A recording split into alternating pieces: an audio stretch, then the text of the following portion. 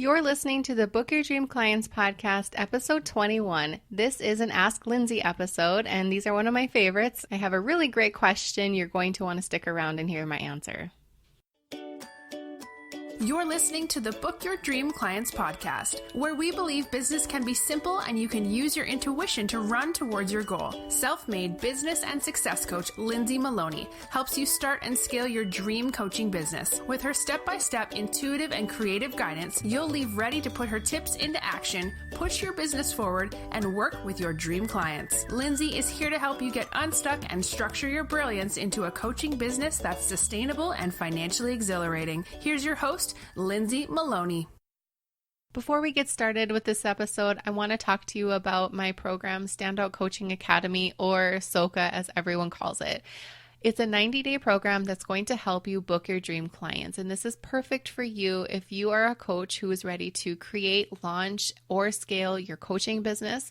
If you want to fill your calendar up with dream clients who inspire you, and you want to make an impact in the world with work that you feel called to do, I want you to enroll in SOCA. SOCA is an extremely powerful program that will take your coaching business to the next level. And I have 3 ways that you can join me right now, be a part of the 90-day program, join other like-minded women, network with them, learn the best ways that you can build your coaching business just the way that I've created and scaled mine, so you can stop having those sleepless nights with all the information overload and stop doing everything by yourself. So many coaches are struggling to get their businesses started, and I want that to stop right now. So I'm inviting you to go to standoutcoachingacademy.com, check it out, and enroll. All right, we received a question from Ashley, and she wants to know, how often should I post on Instagram?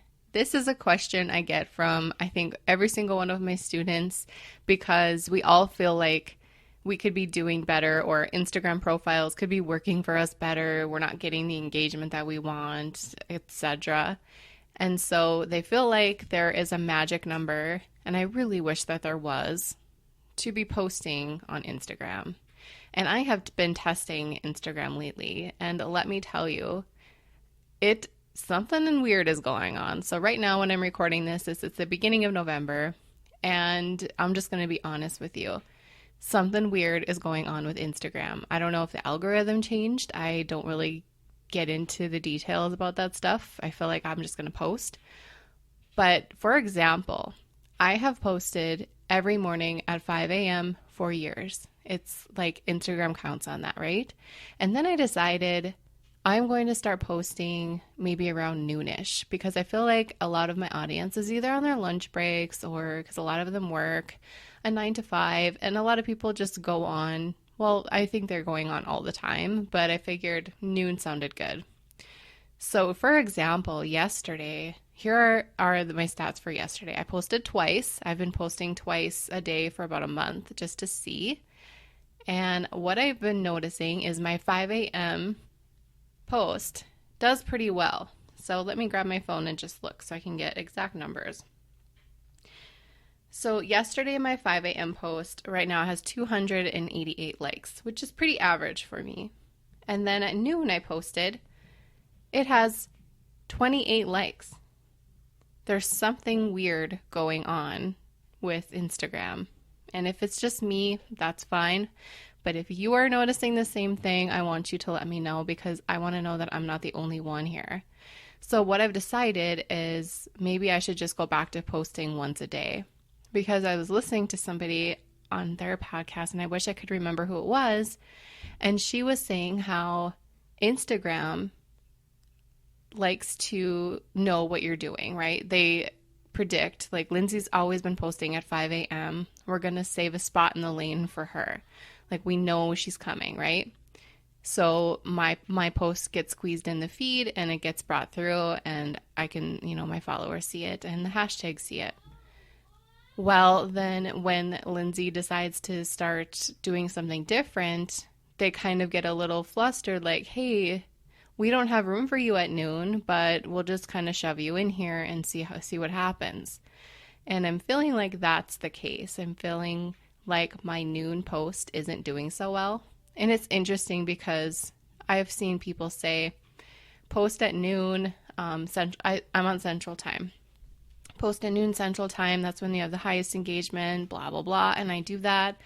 It seems like every time I go with any suggested time or amount, it doesn't work as well for me. But my 5 a.m. post always gets good engagement. And I feel like that's because I've been consistent with that for so long. So take what you will out of that. That's just my experience so far. So what I'm going to do is I'm going to start going back to once a day. And that's kind of nice because that saves me a little bit of time because I plan my social media ahead as much as possible.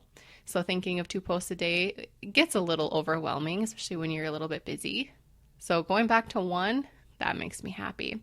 I've also noticed that images, like for example, my podcast episode images that I will post on Instagram, it'll be like a photo and then some text. I've noticed that those are not doing nearly as well as maybe like a quote post that I do. So I'll just do like strict text. And you can go on my feed and see this, for example. You can see like I'm being 100% honest with what I'm saying. I'm Lindsay_Maloney. You can go and look. And I'm not going to delete posts that didn't get a lot of likes, even though it's tempting to take that 28 like one out there, but whatever. I've just been noticing that it doesn't even get the insights. Like the insights are really low. So maybe does Instagram not like images with a lot of text? You know, like how you post, how you create a Facebook ad, and they don't want an image with more than 25% text. I wonder if Instagram is kind of feeling that same way. I don't know. I have no idea. It's just a trend I've been seeing with my feed. So if you've been noticing any different trends at the end of 2018 with Instagram, let me know. I'm curious because I have definitely noticed some things, and I have a pretty good following. So right now I have 14.7 thousand people following me, and for them to only for me to only get 28 likes on a photo is very odd. So that's what I've been noticing. So to be honest, I don't really believe that there is a good amount of times that you should post to Instagram. I think posting consistently is what matters. So whether you post, I think once a day is what I recommend because it keeps us out there. It keeps people's interest peaked. But what I think is even more important than posting once a day to your feed is doing stories. I think stories trumps getting an Instagram post out there. People are looking at stories more than they're not scrolling through. To be honest, I barely scroll through Instagram feed. I barely do, but I'm all about the stories. I love Instagram stories, and I always try and update mine as often as possible so I can stay up on people's screen on the left side as far to the left as possible. That's important. People love to see that real raw side of your business because like for me, my Instagram profile is pretty cleaned up and looking good.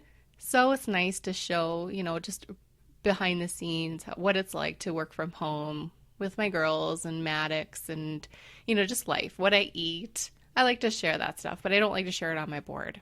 So again, it's always up to you, but being consistent, I think, is just the number one key with everything, whether it's posting to social media, blogging, podcasting. Just be consistent because it'll be planted in their minds like, okay, she always posts every morning. Where is she? Is she okay? Like, I know there are people that if I don't see them post, I wonder if they're okay. And I'll be like nosy and go make sure they're okay. Blog posts and podcasts, the same. Be consistent. People rely on you and you might not know it, but they do. So I hope that was a great answer to your question. It's a great question. I wish there was like with anything with this entrepreneurial world, there's no magic button, no magic number. It's just be consistent and be honest, be you, and it will work.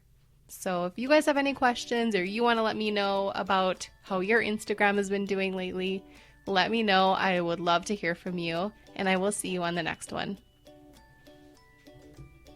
Want 10 ways for you to start booking your dream clients? I created this workbook for you because I wanted to share my best tips on how I book mine. You're not going to believe how easy these are, and I know you'll be able to take my tips and put them into action ASAP so you can start working with your dream clients. To grab the workbook for free, all you have to do is go to lindsaymaloney.com/podcast. Hey coaches, are you a member of the Book Your Dream Clients community yet? Because you should be. Just go to dreamclientcommunity.com to request free access. We do fun things like website audits, challenges, and we even have a book club. Join the free Dream Client community now, and we'll see you there. Thank you so much for listening to the Book Your Dream Clients podcast. If you want to find out more information how you can work with me, just head on over to my website, lindsaymaloney.com. You will be able to see how you can work with me privately or in a group setting. I'm all about helping you start and scale your coaching business, so I'd love to hear from you. Don't forget to subscribe to the show on iTunes and leave a rating and review. And if you want bonus points, take a screenshot of a review and tag me on your Instagram story. I'd love to see it and share it with my audience. And plus, you don't want to miss another episode.